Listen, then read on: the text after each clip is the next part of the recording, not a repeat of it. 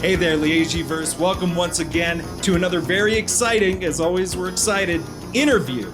And we haven't gotten to do one of these interviews in a few years. We haven't uploaded one in a couple. That'll show you how far behind we are on them. But we love doing them because they give us incredible insights into people who have worked on the Leijiverse directly or indirectly, helping bring the Leijiverse to different regions. And today we have an incredible guest who has done so much for the Leijiverse, just in that fashion, helping to popularize the idea of Captain Harlock. Before we get too deep into that, I want to let you all know that we are recording live on twitch.tv/CPT Hardluck, Captain Hardluck. Hey, that's me. And we edit these then later and upload them to Leijiverse on YouTube. And I want to let you know on YouTube, we just hit 666 subscribers today. A very ominous number for some, a very fun number for others. If you want to help us buck that trend, go ahead and subscribe to the channel. But you may have just heard now our very special guest have a bit of a chuckle at that fact. So I want to introduce you all to who we have on the show today. That's Ben Dunn. Ben Dunn, thank you so much for joining us. It's my pleasure. Thank you for inviting me. And I want to get right into it. Ben, who are you and what do you do for a living? Well, I started Antarctic Press in 1985. We're still in business. Next year will be our 40th anniversary. The creator of Ninja High School and Warrior Nun. And also an editor at Antarctic Press. I edit a bunch of anthology titles. And I'm just basically keeping my head above water, as they say. This interview, I think, is going to be extremely revelatory. I think we might be updating some Wikipedia pages after this, and that's what I'd really love to do. That's to me. All right. To me, that's the mark of a fantastic interview, if you can update the wikis. So my first question is something that I haven't seen on the wiki, and let's address the elephant in the room. Your name is Ben Dunn. Now, even today when I posted about this interview, there were people saying it's all been done before, right? So this is not an uncommon thing you've heard of. I never heard that one before. Oh no, never, never in your whole life. And what I know about your life is that you were born in Taiwan, correct me if I'm wrong, in 1964. I don't know how many kids in Taiwan in 1964 were being named Ben Dunn. And I also know that you do a lot of work in parody and tongue-in-cheek and sort of ideas like this. I gotta ask, is Ben Dunn a pen name? No, that is my real name. That's the name that I was given, and that's the name I use on my taxes. That's fantastic to me, incredible. And I never heard anybody ask you that before in an interview, so I'm sure you've gotten the question a million times, though. That's but like I said, no, you're actually the first. Really? Well, then, my own curiosity sated there. But like I said, you do a lot of work in parody and sort of tongue-in-cheek, and you did help to popularize manga and Japanese styles in America. So we'll just start out by asking, what introduced you to anime, and if you could kind of tail that into Leiji Matsumoto specifically. My first exposure to manga was around 1976. My father was invited to attend a university. He's a professor, so he was invited to teach in Taiwan at the university. So, but it was a 6-month commitment. So he they invited to bring the whole family along. So we went, the whole family, to Taiwan. This is my first trip to another country other than Mexico or Canada. And I was about 11 years old. It was quite an interesting experience. Now, one of the things back then, we didn't have the internet or social media or any electronic conveniences we have now. Basically, we had to make our own fun. Luckily for us, there were several bookstores in our area where we lived.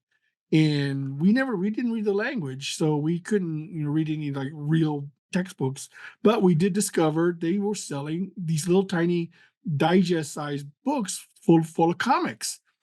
And these were comics we had never seen before because they were all black and white. They weren't, they were thick, and they were not like the normal comics we were used to. I mean, we were reading comics in America like Richie Rich and, Marvel and DC and things like that. And my relatives said that they were called. We asked them what they were called, and they said they were called manga. And I said I never heard of that word before, but that was the word we attached to anything drawn in that style. And we had never seen it before, and we found out that it was later on they were imported from Japan. They were bootlegs mostly, because copyright back then was pretty loose as far as the country of Taiwan was concerned. So that's where we start seeing reprints of characters that at the time I had no idea who they were, but later on, like they were find out they were Mazinger Z, Dangard Ace, Denji Man, things like that. And that's but I just loved the look of it. It was very cartoony. It wasn't anything like the American style of comics where realism is emphasized. It was very cinematic. Everything moved very quickly. Everything that they drew was detailed, very detailed. Everything was accurate, which was kind of surprising because, usually when you read comics, they say, "Oh, that looks close enough to a car, so that's good enough." Very boxy. So we brought a whole bunch of manga when we came back from our visit. We brought a whole bunch of manga, and I just studied them and looked at them. I said, God, I got to learn how to draw in this style. So that's where I started learning manga.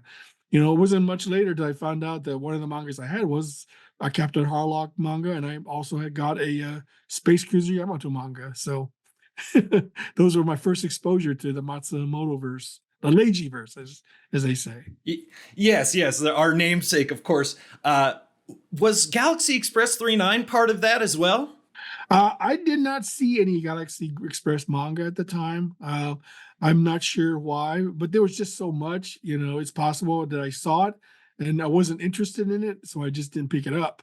So that's always, I was mostly into like manga meant for boys, like giant robots and spaceships and kung fu and war and stuff like that. So those were the mangas I was mostly interested in. It could be that I saw the Galaxy Express manga, but I just didn't pick it up because it looked, didn't interest me. You kind of already answered that then. You're seeing this manga and it's inspiring you to draw. That's how you started. So can you take us from starting to draw? I'm assuming, you're referencing a lot of manga and that's what's moving your hand, so to speak. So how do you go from this amateur work to being a professional comic book artist?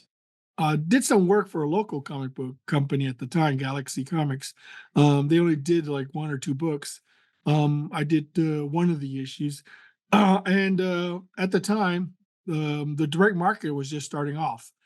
This was about like 1983, 82, 83, when that was about the time the Turtles came out and they were a huge hit. Mm-hmm. And that sort of gave birth to the direct market. I decided, you know what, I'm going to get into comics. I'm going to start publishing my own comics. So I wrote to all the separate distributors, found out what I needed to do to get into their catalogs. They sent me all the information I needed to know, and I just went from there. I found a printer, drew my first comic, printed my first comic, and sent it off to the distributor, and they sent them off to comic book stores. That's awesome. And it's interesting that you mentioned Teenage Mutant Ninja Turtles there, where I see with your work a lot of similarities in the fact that Turtles is, a lot of people would, early on at least, identify it as a bit of a parody because they knew everything they were taking from. They were taking from the history of American comics and perhaps a bit of manga, but very specifically your work takes from the ideas of anime and manga in things like Ninja High School, where you're sort of reappropriating a lot of ideas. And then it sort of becomes its own greater thing, sort of bigger than the sum of its parts. Do you see, you mentioned Turtles as an inspiration there. Was what they were doing with the ideas of, taking from Kirby and all these legendary comic book artists, did you sort of see your opportunity to do that with anime and manga? Oh, absolutely. Yes. I mean, they set the groundwork for independent publishers to follow. Up to that time, I mean, they were independent comic book publishers, of course, but they were mostly relegated to like underground comics. There were very few commercial hits, so to speak. You know, and they opened the door to what the possibilities could be if you had the right creation. And because the biggest problem has always been the distribution aspect of it. And with the direct market, you can now sell directly to comic book stores, and that gave new publishers a venue to try their hand at, replicating the success of the Turtles had. So I started Antarctic Press in '85, and I started our first book called Mangazine, which was a play on the word manga, and and putting the word zine at the end to give it its own flavor and own texture. And did you want to, with that work, help other people discover your passion for anime and manga? Well, that was not my intention at first. My intention was just to showcase my own stuff, get my own things out there. And with my group of friends, it's always a group of friends that always start off doing this kind of stuff. And that was our main focus. It wasn't until much later, as we grew as a company, that we realized that we needed to cultivate outside talent in order for our company to continue to grow, and to and to adapt to changing tastes, and the changing market. And we often hear about the 80s as this booming time of anime fandom in the US, and the groups and the clubs and the mailing lists and people shipping VHS tapes across the country just to watch an obscure episode of Yurusei Yatsuru. I'm terrible pronouncing that name. But, were you part of that? Were you involved in any sort of chain mail sort of situations? And did you find that as something that helped your Oh, career? yes. Oh, absolutely. I mean, I was very active in the fan community. I joined the Cartoon Fantasy organization, back around 78 or 79. I don't remember exactly, but they had an Austin chapter, and I would drive to Austin just to attend the monthly meetings, and to meet people and to watch anime, because because I also watched anime when I was in Taiwan. There was a lot of anime being shown on TV. So I was able to absorb that as well. So my thirst for anime and manga continued to grow, and I wanted to be able to share it with other people because I thought this was a unique art form, that was that needed to be shared with other people. And so that's where I started making connections, started to get to know the fandom, started to become actively involved in the fandom, and in contributing to what we back then called APPAs, which were sort of like the digital bulletin boards of today, where people typed up huge essays and articles and shared them with other people. And was all of that, did you see a direct connection from that helping you break into comics? Maybe not at first, but along the way, did it help open floodgates or move any, needles for you? Well, since we were self-publishing, and we only could go by our sales. We that was our only indicator of how successful we were going to be. If we did a comic and it didn't sell, we knew that was something, that would tell us immediately that we were not on the right track. But when Mangazine did fairly well, but we canceled it after like 6 issues, and then I did Ninja High School, which turned out to be a huge hit. And then Eternity Comics picked it up and published it for something like 30 or 40 issues. So, and that's where I was for the longest time until it came back to Antarctic Press. So I want to know more specifically then, you have this big breakout with Ninja High School and Eternity Comics is on your side. And what events do you remember very specifically leading to the creation of this now infamous Captain Harlock comic published by Eternity Press? Well, there have been anime coming to the United States for quite some time, but the big thing was the Robotech anime that came out. That was a surprise hit, for everyone. And there became a proliferation of more and more anime coming to the United States. Scott Rosenberg, who was the charge of Eternity Comics, as well as a bunch of other ones. My editor at the time was curious about getting into doing more manga and anime types titles, and I recommended Captain Harlock because by that time I was quite familiar with the character. I'd seen the show. I really liked the design of the character, and I really liked the aesthetics. So I recommended a list of other. One of the other things I suggested that he picked up was Mazinger Z. I think if he could have picked that up, that would have been cool too as well. But they ended up picking up Captain Harlock, and they asked me if I could draw it, and I said, "Oh yeah, sure." Any reason to do it, to do a character I've always loved is, I was there. You didn't have to ask twice. So, from the time they asked you to do it, what was it like adapting this work for you? Maybe you can give us 1,000-foot view, and then I have some more specific questions on the experience.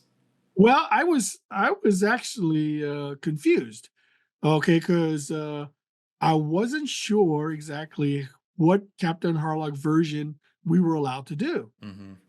Because I was familiar with the Blue Arcadia version, which was the first Captain Harlock series, but also at the time the SSX version the Endless Road SSX came out right after My Youth in Arcadia had just been released. And I had a friend of mine named Robert Gibson who was rest his soul. He convinced me we should do the SSX version, the Endless Road one, because I actually wanted to do the Blue Arcadia version, because I was more familiar with that series, and I thought that'd be more reader friendly, so to speak. But he insisted that we should do that, and I said, you know what? Okay, if you write it, I'll draw it. Because writing is one of those things that just wasn't not my strong suit. So he said he would do it. So we decided to go with the Endless Road SXX version, and we asked Alternative, that's the version we could do, and they said, yeah, sure, go ahead. I mean, they didn't give us any hassle at all in the terms of what version we could do. They just wanted to put out a Captain Harlock comic, and that was all they cared about. I hate to correct you, but the Blue Arcadia version is the anime, but I don't know if you knew this, we revealed this recently in an Iceberg video, that the Arcadia was originally green in the manga. Did you know that? I had no idea. No. Yeah, and a few colored I versions. just assumed it was just blue. Hey, maybe you should check out our Leijiverse Iceberg video. Wink, wink, nudge, nudge. I always got to plug. I should, man. I really should. Check out the channel. And I do want to share some of the goodies I have on hand. You mentioned Robert Gibson. This is a collection of scripts for a proposed adaptation of that original Hardluck series, episode 1 through 6, that I have here. But that's not the first thing I picked up by you. The first thing I picked up by you was this How to Draw Manga book. And I loved this. Actually did give me some good understanding of figure work, and I've been getting a lot more. I've been taking drawing a lot more seriously. Now I'm in my mid-30s here, probably a little late. And one thing I loved here was like you differentiate between a human mouth and a cat mouth in this, and I'll show that here. I've grabbed that for a little meme to share with people before. Let's talk about the artwork in a little bit more depth. I know you had read some of the manga. I believe you said in another interview it was bootleg when you were a child. And I read a bit of the Hardluck comic book, and then I went back and read like issue 1 of Ninja High School, and there's a sci-fi sequence in that issue 1 of Ninja High School where I noticed some planets that were very distinctly, in my opinion, Matsumoto planets. And then you see the same sort of references there for Captain Harlock's comic, the first issue. What was it like grabbing those materials? Did it really influence Ninja High School? Can you talk a bit more about that? Absolutely. Ninja High School is a mashup of everything that I loved about anime and manga. And I wanted to share with other readers. I didn't want to make it a true parody. It was more like an homage to everything that I loved, and put in a package that I think that I could expand upon later on, Mhm. because I realized that you can't really rely strictly on a parody character. You have to actually create original characters that people can identify with and latch onto, but it's always fun to put little Easter eggs in there, Yeah. to those people who are knowledgeable about stuff like that, and do a little nudge, nudge, wink, wink to them, so that they can be part of it. And what was it like building up, pardon the term, but swipe files and morgue files and things like that. More specifically with Leiji Matsumoto, do you have any memories more specifically with that, or things that really stuck out to you that you Oh wanted to show yes, off? I really loved his ink work. The way he used high contrast ink work, and the biggest thing was all his dials. Yes, Leiji His meters. pages are filled with all these little dials and doohags and machinery that absolutely has no idea what they do or how they work, but they look cool. So it was all just a matter of capturing that Matsumoto aesthetic. Things that make you can see right away and know that it's a Matsumoto thing. Like Jack Kirby had his Kirby crackles, Mhm. and Matsumoto had his dials. Everything. He just had to put a dial on everything. He put dials on people, for God's sakes. Yes, yes, with the machine men for sure. And more technically, you grew up in the time, even on this How to Draw Manga book, you've got a micron pen here. And I always wonder, that's an incredible task. You're taking things that are drawn with pen and ink, with these sharp pointed G pens and manga pens and things like that, and you're trying to replicate all of this with a tool that has much less of a fine tip. I would say probably a bit less control from my own artistic taste. I mean, have you ever noticed that issue? What was it like for you? Oh, well, it's a big learning curve for sure. You just don't know what works for you and what doesn't work for you until you actually try it. You try to get recommendations from other artists, see what they use. At the time we didn't have the internet, so we took chances. We went to the local art store. We sought out drawing utensils, paper. It was basically a crapshoot. You just had to Mm. take a chance and see what worked and what didn't work. And the stuff that you worked, you kept using, and the stuff that didn't work, well, you just chalk it up to experience. So now you can get anything, and people can tell you exactly what you want, what you need. But back then, it was all just a gamble and whether or not it'll work. Sometimes it did work and sometimes it didn't. Have you ever gone back and tried out those G pens and manga pens? And, I've seen videos of Matsumoto drawing with those. So we kind of know what the manga artists use now. Have you ever gone back and swapped out the micron and felt that out? Not really. I've pretty much been conditioned with the Mhm. pens I already use, and I just keep using those only because they're efficient and they're fast and disposable, so I don't have to worry about them. But Yeah. I mean, every once in a while, if someone recommends me a new drawing instrument, I'll give it a shot if it's not too expensive. So if I like it, then I adapt it. And if I don't, well, just move on. Speaking on the story itself, and you said Robert Gibson worked on a lot of that, so I'm assuming you weren't really doing too much with it, but there were a couple things in the first few issues, at least, that stuck out to me. Mainly Tadashi's father, who sticks out as a sort of rival for Harlock and having fought with Harlock at a time. Were you familiar with that at all? No, to be honest, at the time, my Captain Harlock lore was mostly limited to the anime, and to the what I'd seen. I hadn't seen. I did see Endless. I mean, I did see My Youth in Arcadia. I was familiar with the Galaxy Express movies, and I only watched a few episodes of SSX. So, I just deferred to Robert about how the story should go. As long as he kept within the Harlock aesthetic, and as long as Eternity Comics approved the stories, we were pretty much free to do whatever we wanted, to be honest.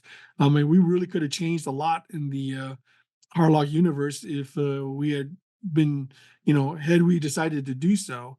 But we didn't. At least as far as Robert Gibson was concerned, he tried to stay within the confines of what made a Captain Harlock what it is, and that's basically all I know about it. I just assumed that it was a character that he either made up or he saw in the anime and adapted it to the comic, and I just uh, uh, just drew what the script told me to draw. So that was all my that was the limit of my contribution to the story. Back to working with Robert Gibson, maybe working with Eternity Comics. I don't know what the work environment was like for that. Were you working from home? Were you on the phone all the time? What was Eternity like? I'm really curious about that environment and that situation. Oh, it was pretty loose back then. I mean, as far as Eternity was concerned, as long as we were pumping out a monthly title, they didn't really care what we did. The only time they would ever call us is if we were late. We were very rarely late. We would sometimes pull all-nighters to make sure we met our deadline. The beauty of this at the time was FedEx was just starting to really gain ground, and we used that a lot. This was before digital. We would actually send original art, over by mail through FedEx to make sure that it would get there the next day. Eternity would pay us, by mail, with a check. So it was we kept it going, and as long as the sales were good, Eternity was happy, and everyone was happy. So we never. It was a pretty well-oiled machine back then. Did you have a lot of conversations with Robert Gibson, or was it pretty much, you get the scripts in the mail, Yes. you draw, he gets yeah. No, Robert Gibson lived in my city, so it was Okay. very easy for him to come around, and we hanged out to do stories, plot out things, and so he was not a hard person to get a hold of because, like I said, he also attended the local anime meeting, so we saw each other very often. And what kind of now that I know that you were kind of plotting with him, do you remember any of your personal contributions to that story? Anything that sticks out to you? Well, I really wanted to do Emeraldus, and so we made it. I convinced him to do a story with her. We wanted to do Galaxy Express, but Wow. when we asked if we could use it, they said we couldn't use it. So it was a totally different license as far as we knew. So we never got a chance to do any crossover with Galaxy Express. But that was one of the things we wanted to do, but we just couldn't pull it off. A bit of irony there, Eternity Comics telling you they didn't have the license to something at that time while you're working on the Captain Harlock comic. We'll get to that in a Yes. second. But I wanted to ask you, what was the reception like during this time? Maybe you weren't as in touch with fans, but even afterwards, what do people say today? From now to then, what's the reception been like of the Captain Harlock comic? I have no idea. I do know that when it debuted, the first issue, it was like they're like one of their top sellers. It was like either number one or number two as far as the Wow. the sales of the first issue was concerned. Um, we did have a lot of fans for it. We got a lot of fan mail. So it was a very positive uh, it was a very positive reception that we got. So we just kept putting out stories, kept putting out issues, not knowing anything about, what was currently going on in the background. But and so we were very pumped about keeping the series going, and we expected it to be doing it for a long time. Honestly. And what about today? Do people mention it to you today? I know you just did a convention, BroncoCon. Are people reaching out to you saying anything about it? Uh, no, not particularly. People come up to me and say, I really loved your run on Captain Harlock. I mean, there are people out there who do appreciate, the American version of Captain Harlock. And I assume there are fans of the series, but it could be treated like sort of like a multiverse thing where it's just, Yeah. oh, that's not the real Captain Harlock. It's just a American version of Captain Harlock. But we could have done it, and we could have taken it in a lot of different directions. One of the things that we actually talked about is whether or not we should actually capture the the style of Matsumoto, how people would have reacted to that. Talk about making Harlock more realistic looking, a little bit more uh, aligned with American comic books, but I, as the artist, insisted on staying within the Matsumoto look and feel, because if we weren't going to capture that, then what was the point of doing Harlock anyway? So that's that. And I know that Tim Eldred later on came on board to do Captain Harlock, and he drew it in a totally different style, than the Matsumoto style, which is fine. That's totally his prerogative. But as far as I was concerned, I wanted to, capture the same essence as Matsumoto's style was. And I could tell that for sure. I had we actually interviewed Tim Eldred on the channel before, so go back and watch that if you're interested in a bit of his take on that, and Yamato more specifically.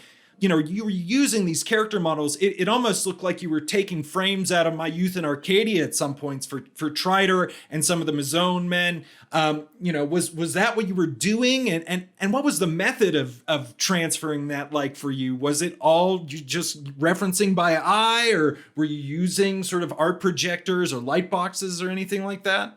Well, I did reference the video quite often. I also ordered some.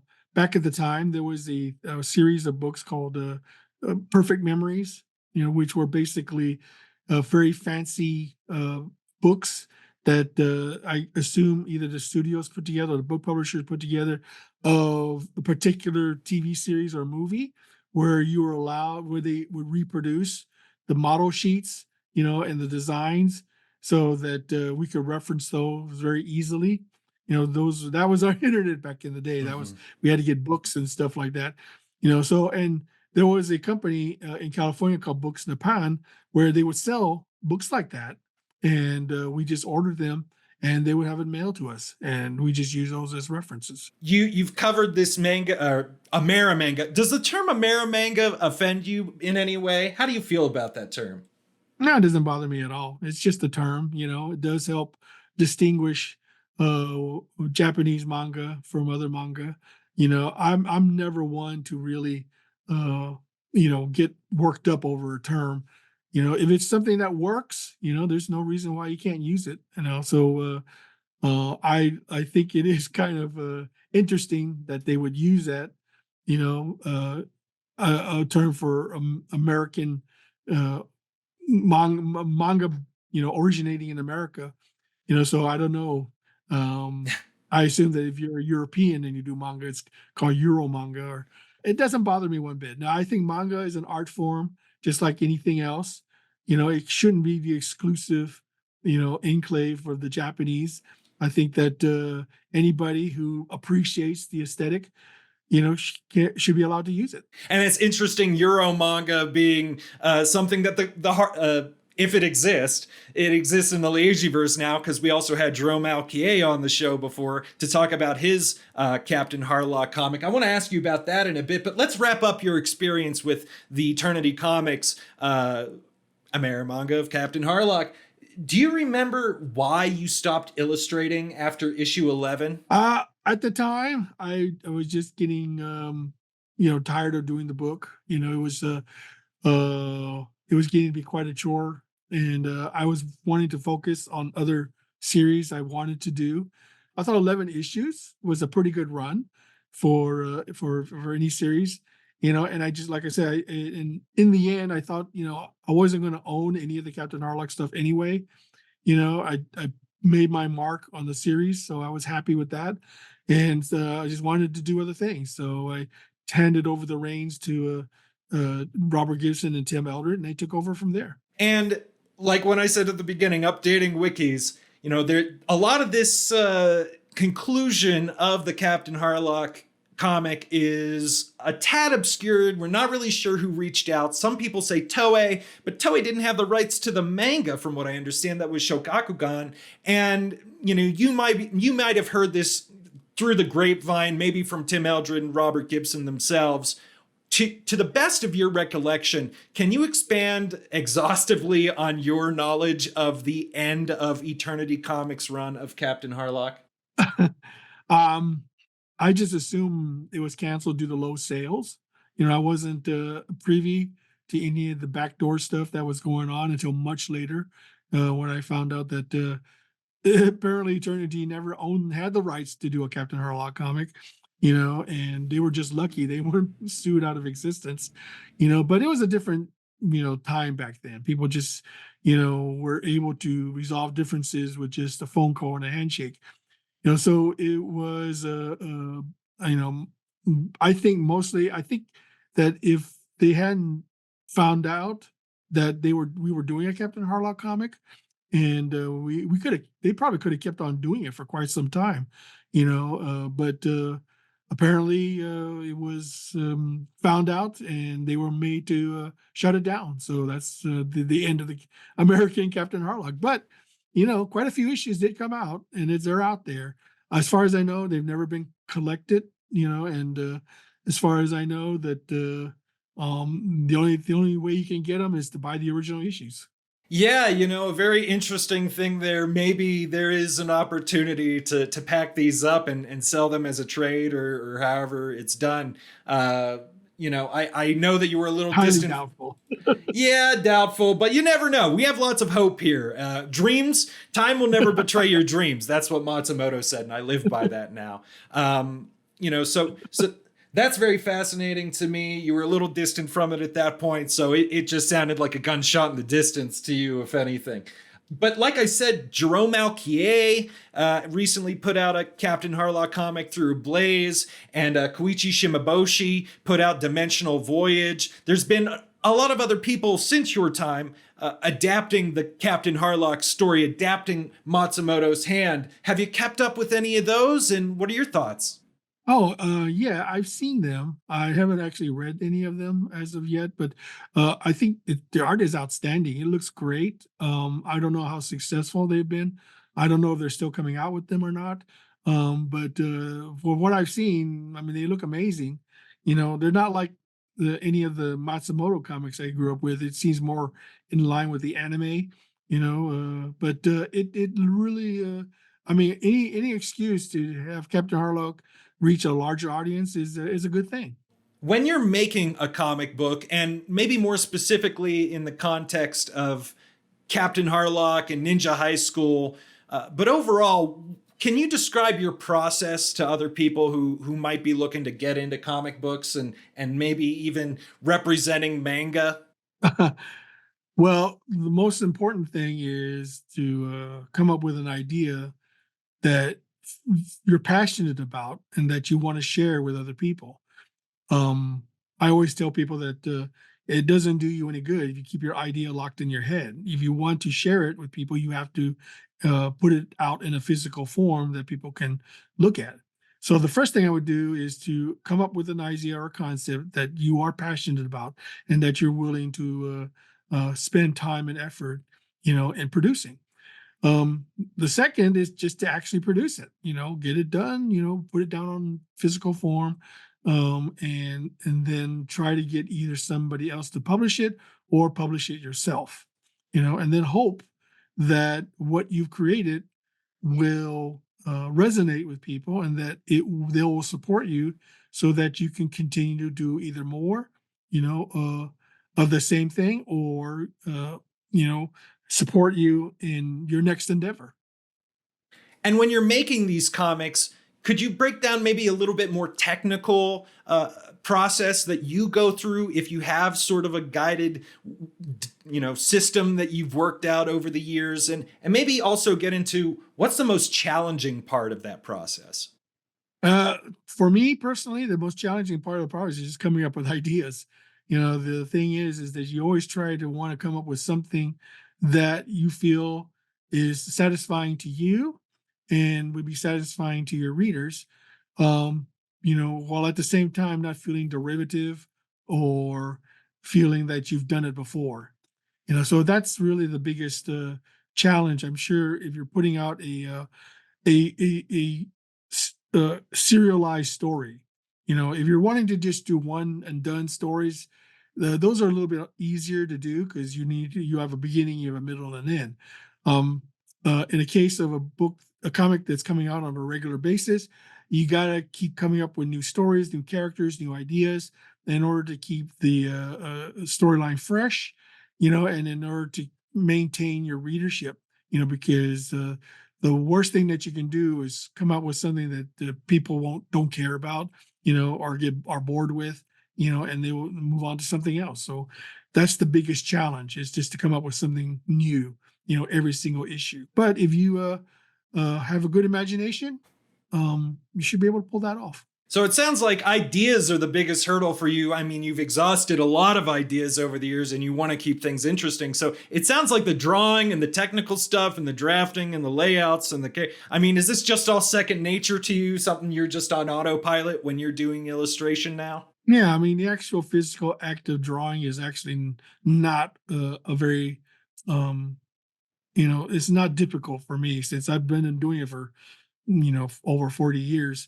It's pretty second nature, and when I was younger, the ideas would, come out fast and furious, but as I'm getting older, they become less and less frequent, so often I find myself either watching or reading, a lot of material so that I can get a spark of an idea and put my own spin on it, or decide to do something different, or decide to do something just crazy and outrageous that I just feel like I want to do. So it really is different for different people. The process of creating, varies from individual to individual.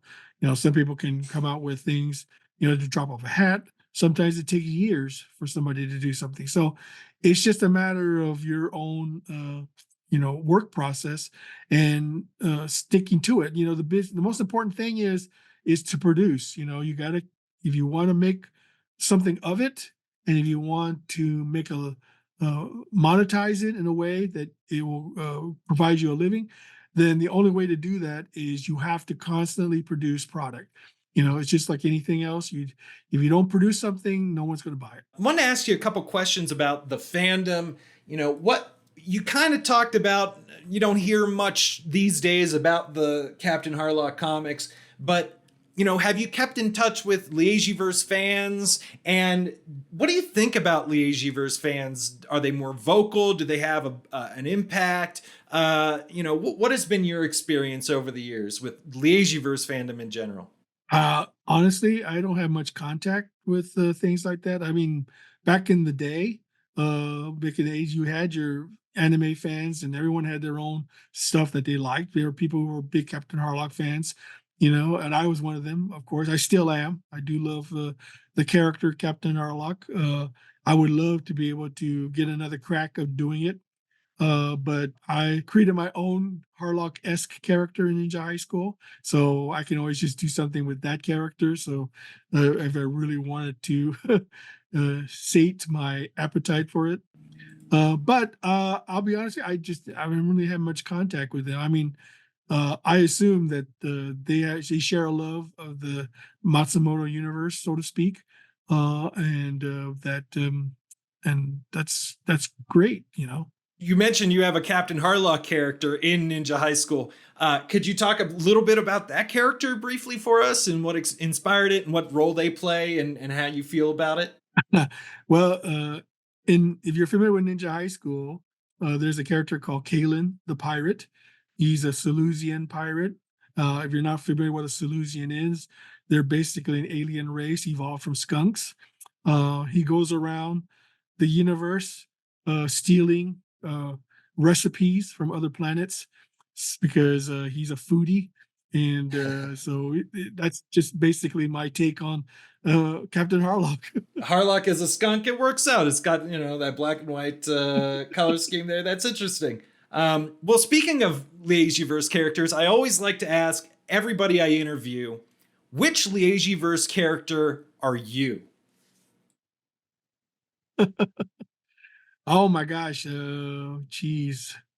You know, I never really identified myself with any of the Leijiverse characters. I mean, I always loved the actual Captain Harlock himself and how cool it would be to be a space pirate captain like that.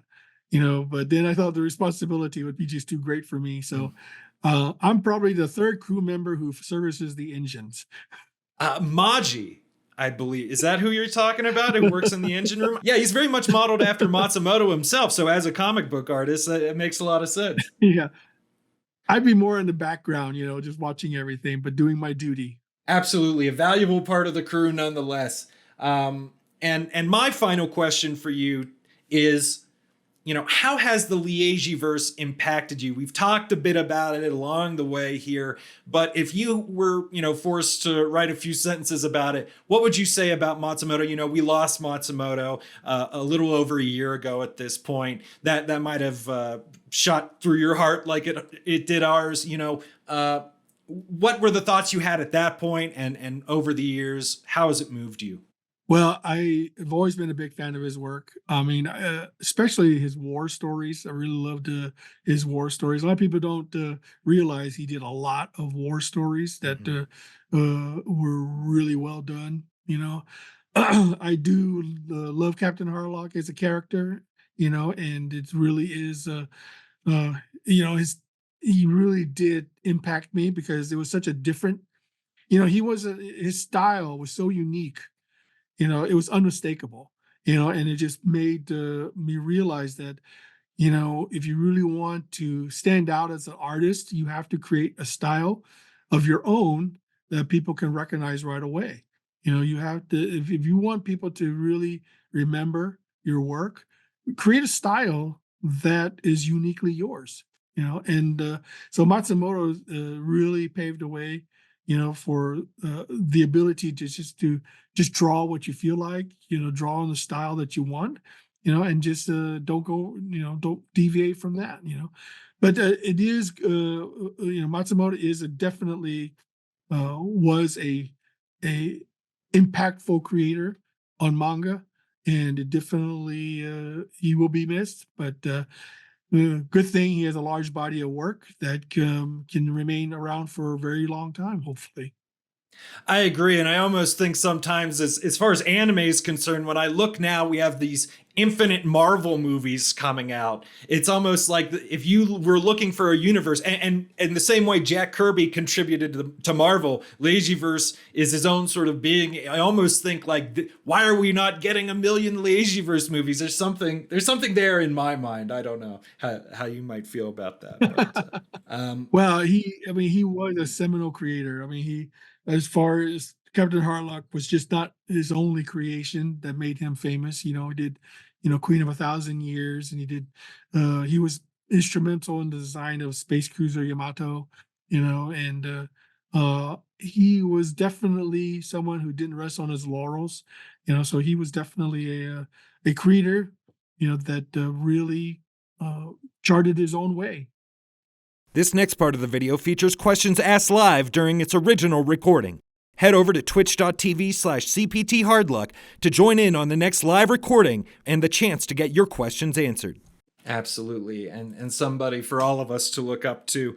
I'm going to go through chat. We've gotten a few questions here. And the first question I want Sure. to ask you, somebody asked specifically, they have their own interest and maybe aren't so familiar with what's going on here, but they ask, what do you think of Yu-Gi-Oh! Abridged? And I want to expand on that. Do you like any of the Dragon Ball Abridged or any of these sort of dubs? We were talking a lot about parody and parody being extremely important. I would say the Dragon Ball Abridged series sort of bringing Dragon Ball back to pertinence and keeping it alive with younger audiences in a way that we have Dragon Ball Super now. Are you familiar with those Abridged series and their impact, and how do you feel about them?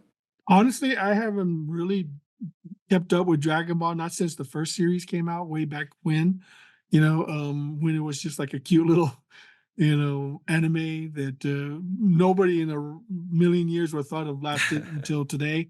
But it was a fun, cute little series.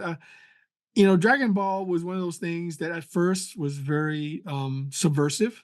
There was a lot of, subtext. There was a lot of, double entendres and stuff like that. Not so much now. It seems mostly aimed at a very young audience, because that seems to be the target audience they're aiming at. So I really haven't been keeping up at all with Dragon Ball. And um, I mean, I do like fight scenes like the next man, but I think that it can get a little bit um repetitive, especially for someone of my age. So it was not something that I really gravitated toward. So, but I mean, I do applaud them that they have kept the series going, even today. So it's an amazing feat that anything can last this long as Dragon Ball has. Another question I got here. I'm looking at my books and trying to figure out if Ben used zipatone, duotone, duo shade paper for washes / shading. Do you remember any of that? Yes, we use Zipatone a lot. We went through it like water. We didn't use duotone paper because it was expensive and we really weren't familiar with it, and we weren't going to take a chance on doing something that was expensive. So, and duotone, which is not something that never really attracted me as far as its use was concerned, because you had to use a chemical to bring out the duotone things, and if you messed up, it's who knows what kind of mess you get into. Carcinogenic. Yes, and we did use washes. That was something else we did a lot because that was easy and that it seemed to create a nice effect for us. So, yeah, we did use a lot of Zipatone.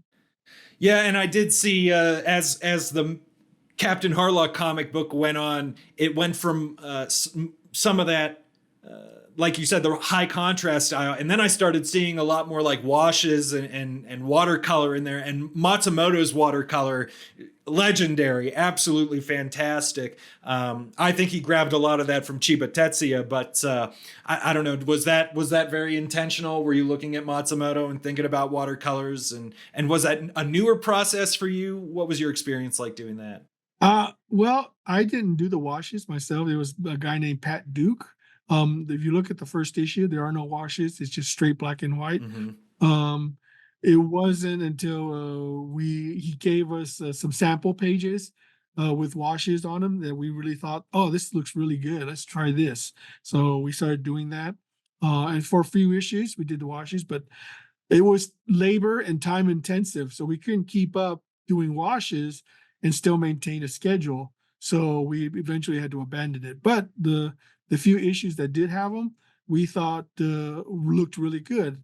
Unfortunately, they didn't reproduce that well also because of the cheap newsprint paper that the Eternity was using. So it didn't really convey the washes as well as we'd like to. So we thought there was really no point, in wasting all this time and effort on washes when they weren't going to reproduce well. Yeah, and sort of harkening back to manga's origins there as well, using more cost-effective materials and focusing on black and white. And Captain Harlock comic being black and white around the time of the black and white boom, when black and white wasn't the norm, it all sort of, it's serendipitous. It seems to match up and make a lot of sense.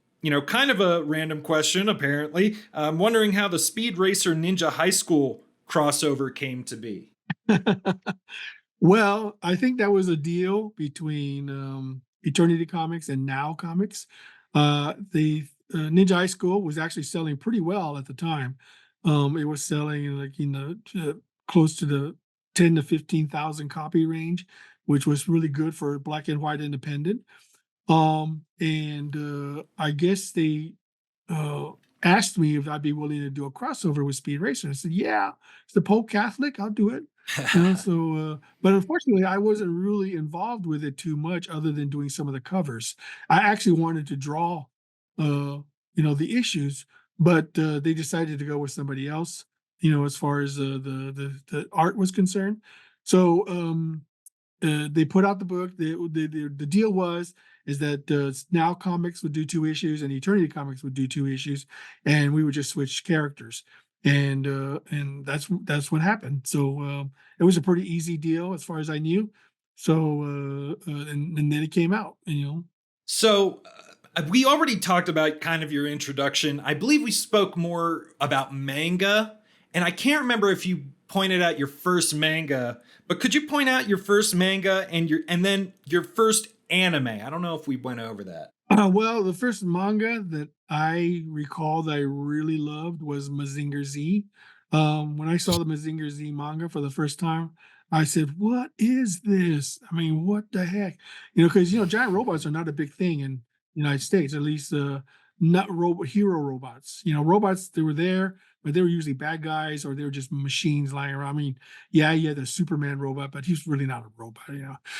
But what I really liked about Mazgona Guys and Mazinger Z was that the pacing and the action, and even though I had no ability to read the actual words, I could follow the story. It was so well told that told in such a cinematic way, I didn't need to understand the language to fill in my own dialogue and to fill in my own story plot points. And I mean, it was a pretty simple story. It was just Mazinger Z fighting another giant robot, but it was really cool the way I could follow it, and the art made it seem so very dynamic and drew you in. So that was my very first love. My first manga love was Mazinger Z. My first anime that I remember, was Speed Racer, but at the time I didn't realize I was watching anime. I just thought it was just another cartoon.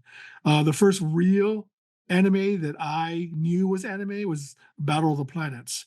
That was the very first one that I saw that I knew was an import from Japan, and that I knew was an anime. Science Team Gotcha Force or something. I can't remember the actual name of that right Battle of now. the Planets here. Yeah. There you go.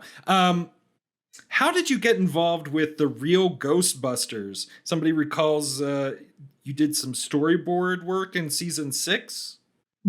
At the time, I was in correspondence with a guy named Wilman Yo.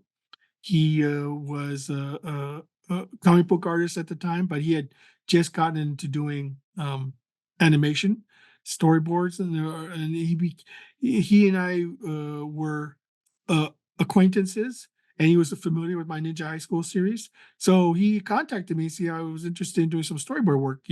I guess they needed some people, and he was I was on his mind. So I said, yeah, I'll do it. And so he hired me to do some storyboard work, and I did a few episodes, and that was my contribution to the series. Warrior Nun TV series, a big Netflix deal, done with your work there. Warrior Nun Ariel, maybe not pronounced specifically like that word, but pardon me, but you can talk about it. Ariala. Ariala, yes. What was your experience like with that, and how do you feel about it? Well, it's a long story, but I'll try to give you the abridged version. Please. So, when Warrior Nun came out for Antarctic Press, it was a huge hit. It was one of our best-selling comics. In fact, it is the best-selling comic Antarctic Press ever had of all time. So we were really riding high on the series, and we decided to go ahead and do a pilot animation to try to sell the series to another to one of the studios, because back then people were looking for new projects to develop. So we did a proof of concept pilot, and we shopped it around. Nobody picked up on it because they thought it was just too weird. But we did eventually come across a guy who wanted to represent the series, and he would shop it around, continue to shop it around when we couldn't. So we said, yeah, sure, go ahead. What do we got to lose? So he held on to the series for quite some time, but he could never find any success in getting anybody to pick it up. So eventually, dropped the um, he dropped the series, and then a guy named Dean English contacted me saying that he would like to pick up the option for the not the option, but he'd like to represent the series to shop around. And for almost close to 10 to 15 years, he had no luck. It was a long time. So during that time, I had run into some financial troubles because we had some medical bills we had to take care of. And so I sold the rights, the comic book rights to Avatar. So, but then at that very same time, Dean got a deal with Netflix. So apparently, it was just bad timing on my part. He was able to make a deal with Netflix. They did 2 seasons, and then they dropped it. And then now he's made a deal with a production company to do a series of live action movies. So hopefully, we'll get to see those someday. And and hopefully they'll be a big hit. Since this was my very first, my very first creation to ever be done in another medium, of course, I was ecstatic. It was joyful. I was really, you know, happy that somebody would thought there's enough potential in the series to want to make it into something else. I mean, the one good thing about it is I got to see the production, behind the scenes productions. I got to see got a free trip to Europe to see them shoot the film, shoot the TV series, and I made a lot of interesting contacts. So, yeah, it was a fantastic experience. I and also I'm not a very difficult person to work with. I'll be honest with you, I'm pretty much a yes man. If someone says they want to do something, they say, "Hey, yeah, go ahead. You know better than me, so just go whatever you need to do." I'm not such a stickler, for things like that. But I mean, I in the future, maybe I may be a little bit more, uh, but for now, I'm not in a position to dictate terms, so I decide it's best sometimes just to let the people do what they want to do, and just see if you can ride the wave for as long as you can. Yeah, and that reminds me a lot of how I've heard about, Eastman and Laird talk about Ninja Turtles. They're very flexible, very pliable, understanding what it takes to adapt something to a new medium, and you need to have flexibility there, especially if you want your characters to last as long as like the Turtles and even Ninja High School has, and obviously Warrior Nun as well. This is something I was thinking about asking you. Why Antarctic Press? Is it, somebody wonders if it's because of the letter A, but where does that name come from? When we originally started the company, we originally wanted to call it Penguin Press. Mm. But we found out later there was a company already called Penguin Press. So we decided, well, where do penguins live? They live in the Antarctic. So we changed it to Antarctic Press. But it wasn't a parody in that point, because Penguin House, very, very, well known, huge, one of the biggest book publishers on planet Earth. You really were to wear a penguin when you were thinking of that. This isn't No, another were parody. Not. We honestly did not know there was a Penguin Press. So we because we love penguins, so we decided that we wanted to call it Penguin Press. But when we found out that there was already, like I said, already a company called Penguin Press, we thought the next best thing was that where do they live? They live in the Antarctic, so we decided to call it Antarctic. There's no other, no other story other than that. That was the reason we called it that. Well, just like your name, I mean, it seems like you are just, the Leijiverse talks about this sort of serendipity and the sort of, coincidences in our lives. You're just sort of drenched in what you are. You were born to be who you are in every turn, left and right. And I appreciate that. And I appreciate you coming on to the show and telling us all about this, expanding hugely on your experience with Captain Harlock comic. There's not a lot of documentation on it, so I'm hoping that this video now will be the definitive source from Ben Dunn on this work, and I thank you so much for being a part of that. And, just to wrap up here, you're still in the world of comics. You're still putting stuff out. I think there's a Ninja High School coming out in April. Can you tell us more about that? What else would you like to plug? What should we know about? Yes, Ninja High School also coming out on a bi-monthly series. I would come out with it monthly, but I'm sharing my schedule with Tomorrow Girl, which I also want to come out with on a bi-monthly schedule. So I'm trying to do at least a book a month. Plus I have my editing duties for the various anthologies that Antarctic Press is putting out. I do have a new campaign going on Kickstarter called Bikini Sentai G Rangers. If you want to check it out, it's on there live. So other than that, I'm just keeping busy. Just trying to find new talent, try to keep the company afloat. So, and try to keep myself busy so I don't go crazy. And we've kept you busy for quite some time today.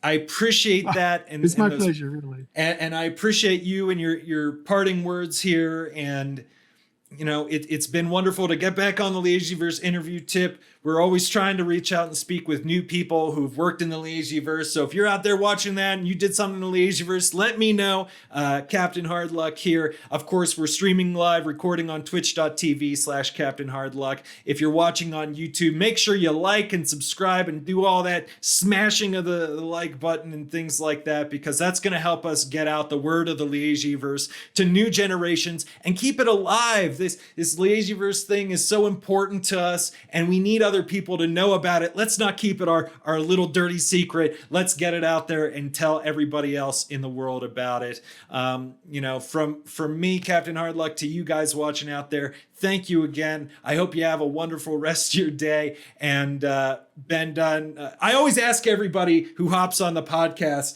to hit us with a little bit of that Harlock salute. Do you think you could do that for us and say goodbye?